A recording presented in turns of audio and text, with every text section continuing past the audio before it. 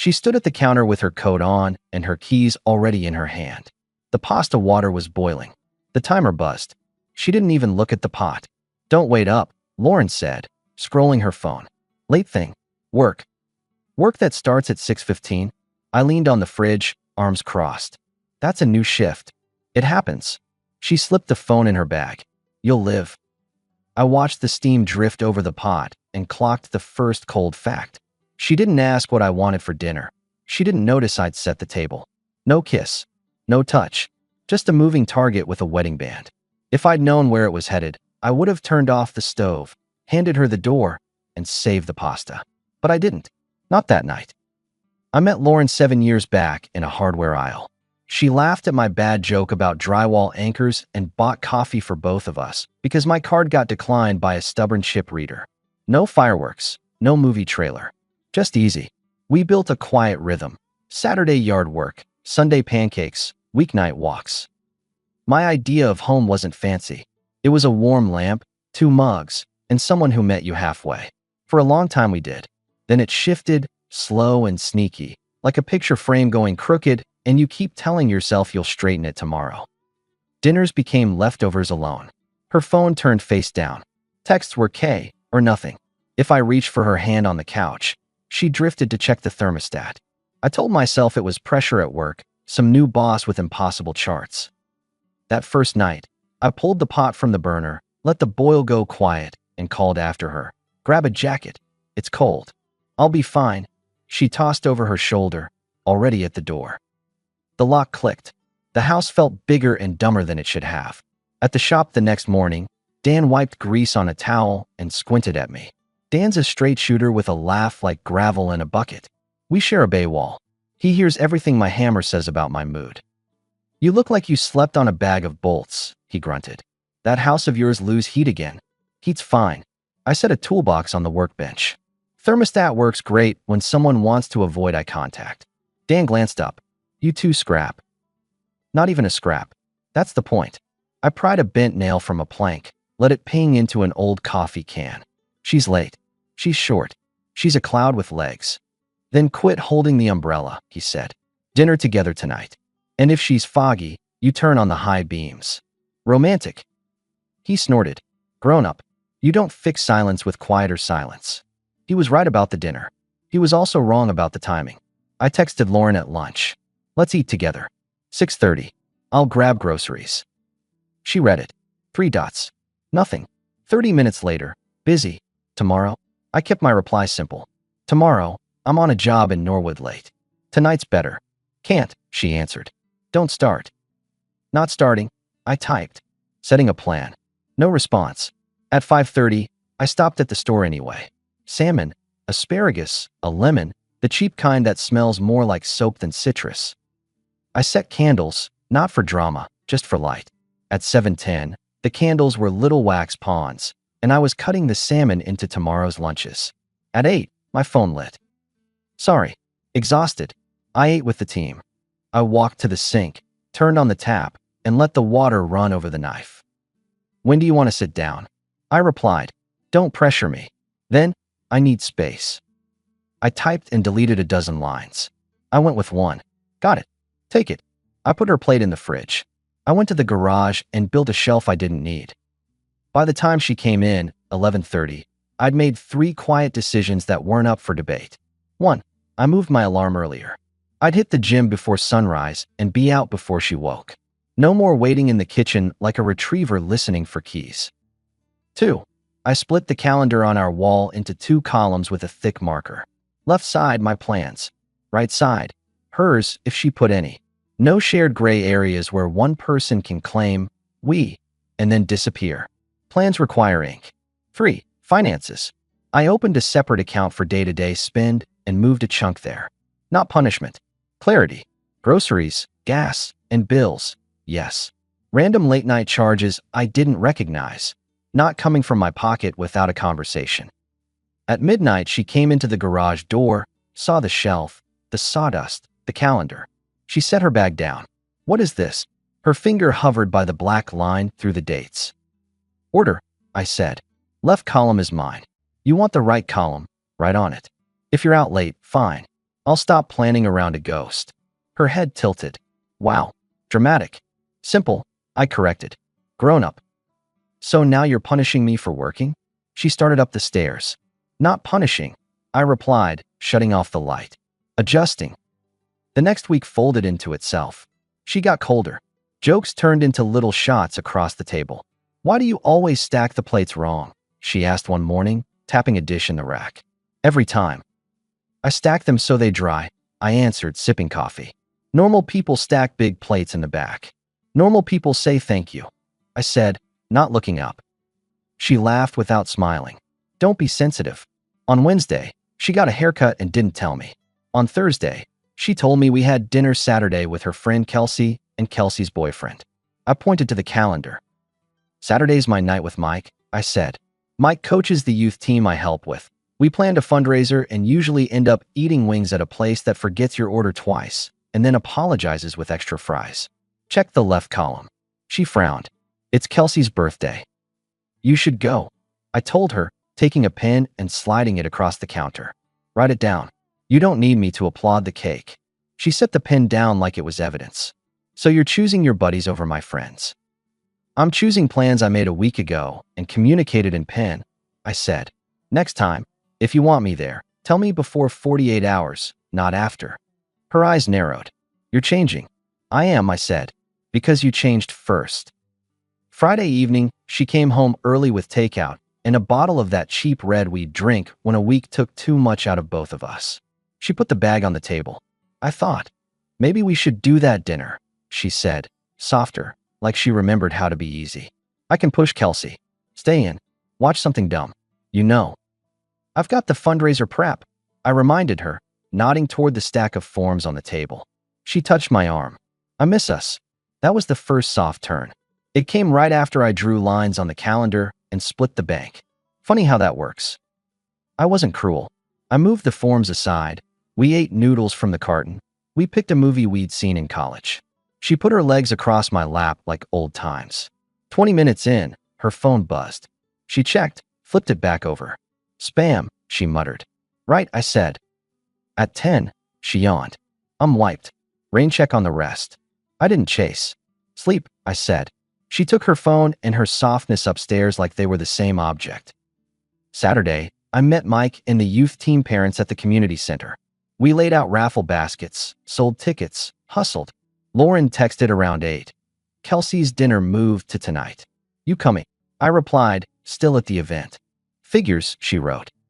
Send Kelsey my best, I answered. Then I put the phone away and ran the 50-50 drawing. Dan swung by the gym afterward and clapped me on the shoulder. You free? Quick beer. Can't, I told him. Early start tomorrow for a roof job. He tipped his head. How's home? Neat lines on the calendar, I said. Mess everywhere else. He grunted. Keep your lines. Folks respect lines more than speeches. When I got home, Lauren's shoes were dumped in the hallway like she'd sprinted her way out of them. She was laughing into her phone in the kitchen, then cut the call when she saw me. Her hair smelled like a different brand of shampoo and a place I wasn't invited. How was your night? She asked, overly light. Productive, I said, tossing my jacket on the chair.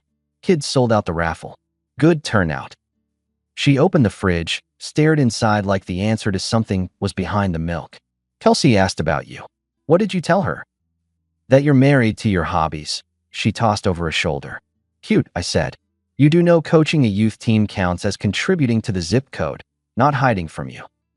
I didn't say you are hiding, she replied, closing the door a little too hard.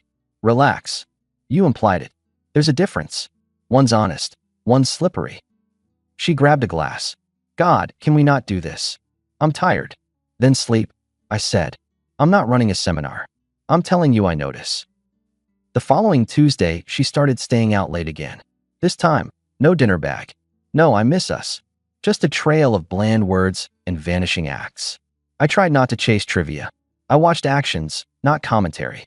Thursday, she came home near midnight, quiet as a shadow, thinking I'd be asleep. I was at the dining table with a spreadsheet open.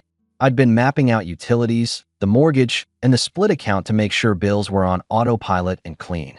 I didn't want money to become a weapon in a fight. She saw the screen glow and froze. What are you doing? She asked, cautious.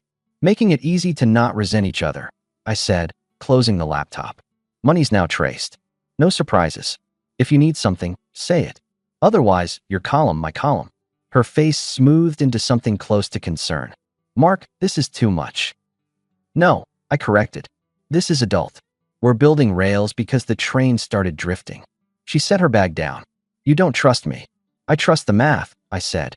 It doesn't lie when it's tired. She stood there for a beat, then moved closer, softer again. I'm sorry I've been off, she murmured. It's a season. Work's nuts. I'm overwhelmed. Another soft turn. It landed right on cue with the money rails.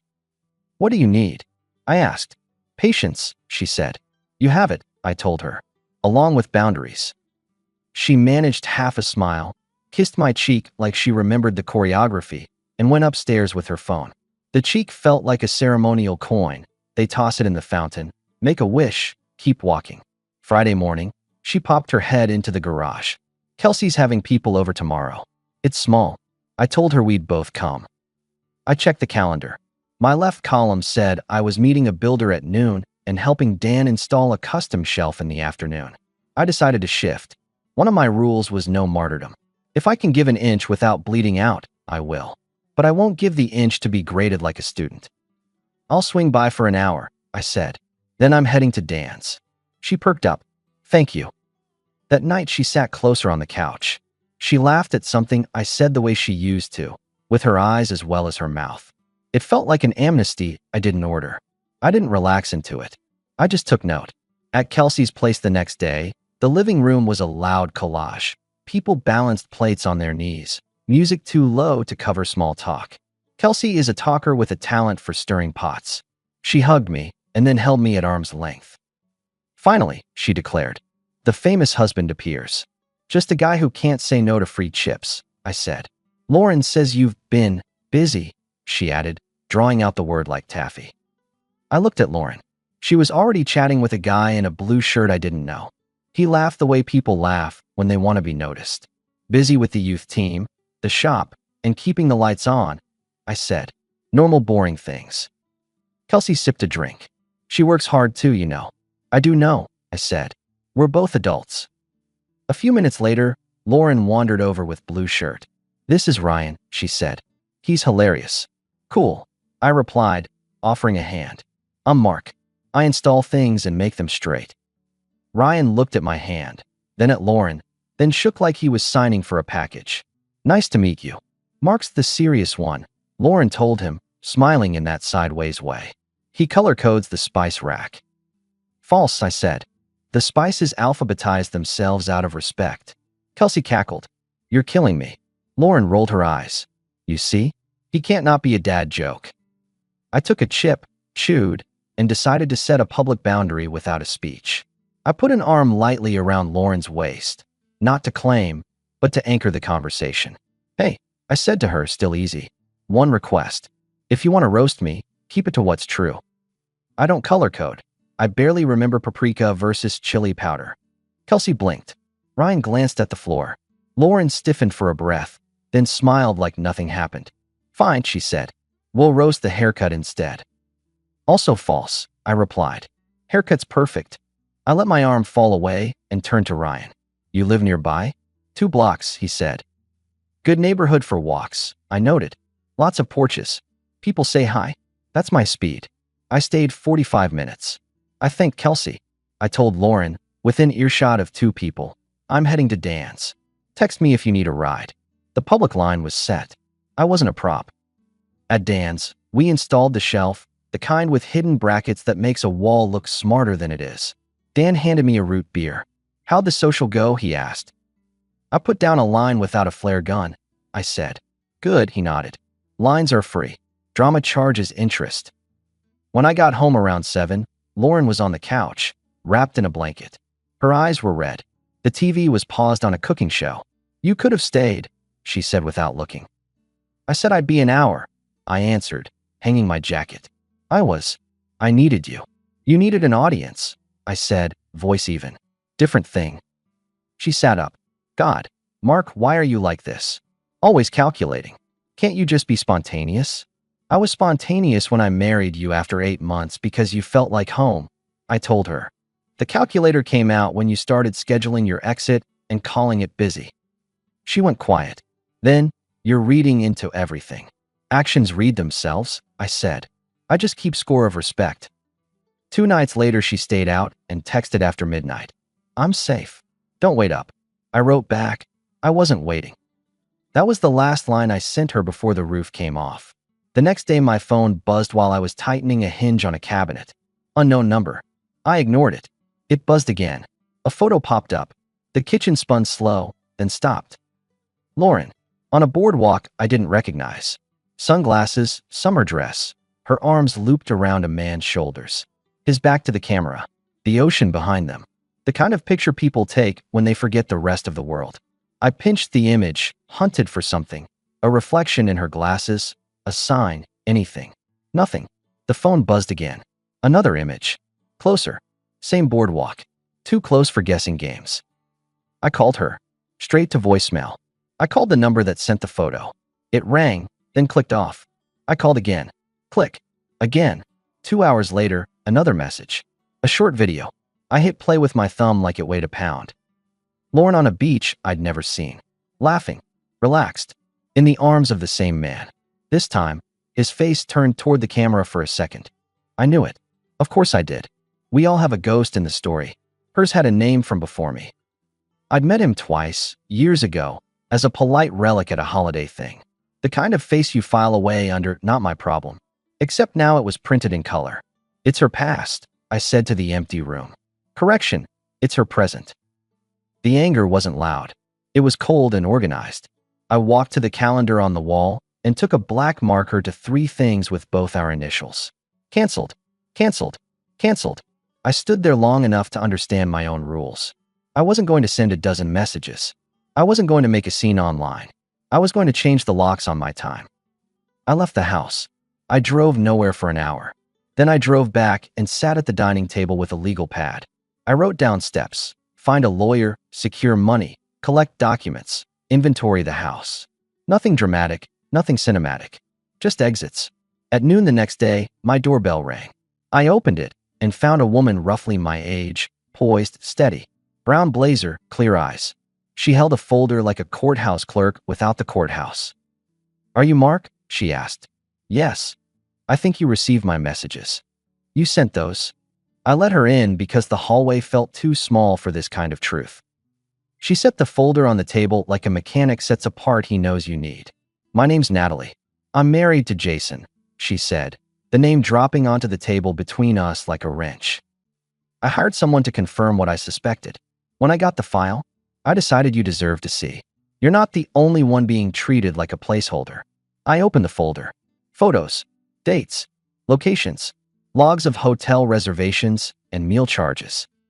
Screenshots of text snippets that never show full paragraphs but reveal more than anyone wants them to. The boardwalk had a name. The beach had coordinates. The timeline had her work dinners on it in black ink. Natalie sat across from me, hands folded. I'm not here to hurt you, she said. I don't even know you. I just couldn't keep it to myself. Thank you, I replied, because facts are a favor even when they cut. I appreciate direct. She nodded. I won't stay.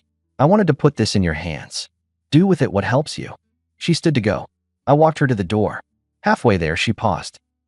I know this is a mess, she added, but you seem like someone who doesn't get lost in messes. That's the plan, I said.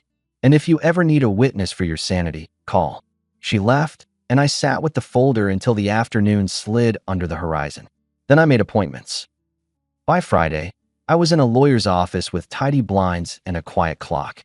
I laid out the folder, the timeline, my plan to keep everything as clean and fast as the law allows. I told the lawyer I wasn't out to torch the building. I was out to leave it and pay my share of the fire code. You're measured, he said. That helps you. It helps everyone, I replied, except people who prefer fog. I left with a stack of papers and a list of signatures I needed. I didn't text Lauren. I didn't call. I didn't post anything. I spent the night at Dan's spare room with a duffel and my dignity. Natalie texted me once that weekend. I hope you're okay. Focused, I replied. She sent a thumbs up, then a beat later. If you ever want to walk in air, I'm around. Tomorrow, I wrote. We met Sunday morning at the park. Two strangers pulled into the same undertow, walking side by side on a path lined with maples. She had a dry wit and a calm center. We talked about nothing that lives on a court docket.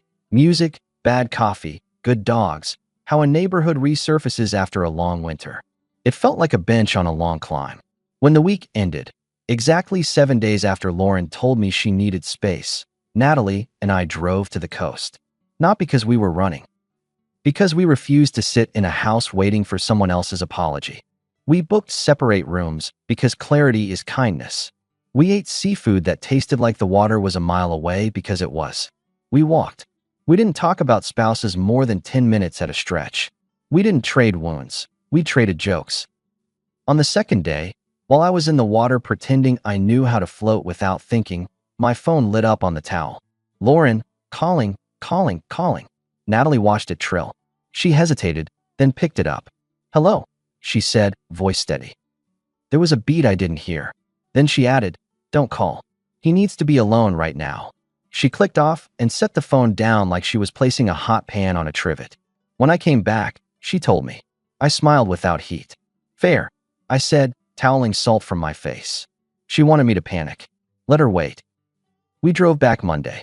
The drive was quiet in the good way. When we pulled into my street, we already knew the plan. We go in, I said. We hand over the papers. We pack. We leave. We don't negotiate with fog. She nodded. Same script at my place. I parked. We didn't hug. We didn't vow. We just went to work. Lauren was at the table when I walked in, laptop open, a mug half full. She looked up, eyes flitting from the folder under my arm to my face. She must have felt the weather change. Where have you been? She asked, accusation wrapped in concern. Took a drive, I answered. I set the packet on the table. This is for you. She stared at the first page, then flipped, and her face moved through stages like a slideshow she didn't order. Photos, dates, the boardwalk, the beach. Her jaw tightened. She went straight to offense. What is this? She demanded. Who did this? Are you following me now? No, I replied. A person who owed me nothing gave me the respect you didn't. She slapped the folder shut. This is out of context. Context, I said, nodding. The word people use when facts are inconvenient. You're being cruel. I'm being clear, I corrected. We're done. She stood so fast the chair scraped. You're leaving me based on photos? Based on some jealous woman. You didn't answer your phone, I said, calm as a checked bag. You didn't write plans on a calendar. You wrote them with someone else in another area code. You are not a hostage here. You're free. So am I. She threw the photo back at me like it could boomerang. So you go sleep with. What? Your informant? Is that it? Is that why her number shows on your phone? I saw it light up. Don't project, I said. Nothing happened. We walked. We got air. And she told you what you told me weeks ago. Don't call. She jabbed a finger at the packet. You're going to regret this. People will think. People think less than you fear and care less than you hope. I told her, lifting my duffel from the hall. I'm not building a case in public. I'm building a life in private. You can't just. I can, I said. Like this. I set my house key on the table. I took the spare car key from the bowl and placed it next to it. I slid my bank card across, then took it back and put it in my wallet. Bills are paid through the month, I added.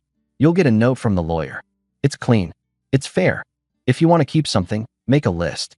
Anything that was ours, we'll split. Anything that was mine, I'm loading now. Anything that was yours, I'll leave it where it belongs. She made a sound like she was about to cry, then pivoted to anger, then to bargaining. The trifecta. She grabbed my arm. We can fix it, she said. It was a mistake. It was complicated. I looked at her hand on my sleeve until she let go. If it was complicated, you should have simplified it by being honest, I said. We're too old to be this sloppy. You're really going, she hissed. After everything we built. What we built was a good house.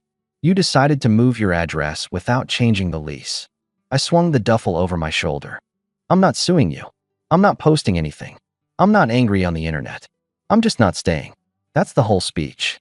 She followed me to the door, throwing words like rocks that bounced. You'll regret this. You'll end up alone. Don't come crawling back when she. I opened the door. Lauren, I said, turning once. If I ever come back here, it'll be for a drill I forgot. That's it. I closed the door behind me. It didn't slam. It clicked. Natalie was waiting in her car. We didn't celebrate. We didn't plot. We looked like two people who'd finished a job and were deciding whether to eat now or later. How'd it go, she asked. Clean enough, I replied. How about you? She exhaled. Messy words. Clean exit. I left the packet, took my car, told him the same thing you told Lauren. We're done negotiating with Fogg. We drove. Not far. Just enough to make the house smaller in the rear view and the road larger in front. We stopped at a diner with a cracked counter and the best eggs in the county. 2 stools. 2 coffees. 2 plates I didn't take a picture of. What now? She asked, stirring cream into her cup like she could erase the week with a spoon. Now, I said, we build in public what was denied us in private. Peace. And the rest. It sorts itself if you don't feed it. She smiled. That sounds like you've rehearsed it. I had a long drive. The months after were tidy. I moved into a small place on a quiet street with a maple out front and a garage that could hold a workbench. I signed for a solid truck with no chrome and good brakes. I took on 3 larger jobs that needed someone who shows up on time, doesn't haggle stupid, and cleans up after himself. My days were full of honest tired. My nights were quiet in the correct way. I didn't block Lauren. I didn't bait her. When papers arrived, I signed them. When the property list came, I circled what mattered and crossed out what didn't. I sent a note to the mortgage company and another to the utility office. Grown-up things, done like grown-ups. Word got around the neighborhood that something had shifted at our old house. A neighbor mentioned seeing a moving van. Kelsey posted fewer parties. Ryan vanished from those parties without anyone saying his name out loud. Lauren moved into a smaller rental across town when our lease came up for renewal, and from the grapevine I caught that she didn't take the boardwalk photos when she left. She left a life that ran better when both hands were steady. That's not my triumph. That's a consequence. Natalie and I didn't rush into anything with labels. We hiked. We grabbed breakfast after early walks. She sat on the bleachers during a youth game and heckled me for calling timeouts too late. Clock, coach, she'd tease. Scoreboard, I'd point at the kids smiling. We traveled once, 6 months later, to a lake with no boardwalk and no phone service. Separate rooms again, not because of some code, but because love, if it's coming, doesn't need urgency to be real. When it did arrive, it came like a door we both opened at the same time because the hinges were oiled, not because somebody pounded on it. Dan came over one Saturday to help me mount a pegboard. He looked around at the garage, the tidy shelves, the truck. You look like a guy who learned to measure once, he said. Finally using the level that's been in my drawer for years, I replied. He nodded at the street where kids were biking in lopsided circles. You miss the old place? I miss what we thought it was, I said, not what it became. He wiped his hands. You did it right. No circus, just a line and a step. Lines are free, I reminded him. Drama charges interest. He laughed, the bucket of gravel sound I've known since he taught me to sand without scratching. Then he gestured to the door. Come on, he said. Mike's got the grill going at the field. We need you to explain to parents why 7-year-olds don't need private trainers yet. I grabbed my cap and keys. The maple outside threw a clean shadow across the driveway. Natalie pulled up as I reached the curb, rolled her window down, and raised an eyebrow. Lake this weekend? She asked. Packed and ready, I said. She nodded toward the passenger seat. Then hop in. And hey, what? She smiled. Don't call. Just ride. I did. If you're waiting for a twist where I went back, it doesn't exist. People want drama because calm looks like nothing on a screen. But calm is a man in a decent truck on a good road with clear boundaries and a plan. Calm is a garage with tools in the right place and a calendar with no lies on it. Calm is not revenge. It's relief. As for Lauren, I hear what any town hears. That she moved again, closer to her sister. That the social circle got smaller without the comfort of shared stories that aren't slippery. That the people who clapped at her jokes now look at their phones more. None of that is my project. My project is the life in front of me. When folks ask me how I did it, how I didn't blow up, how I didn't turn our house into a courtroom, I tell them the same thing I told myself the night the pasta boiled over and nobody ate. You don't argue with Fogg. You turn on your lights, mark the road, and drive. And when a voice calls from the fog saying, "Don't wait up," you don't. You go. You leave the key on the table, and you go build where respect doesn't have to be chased.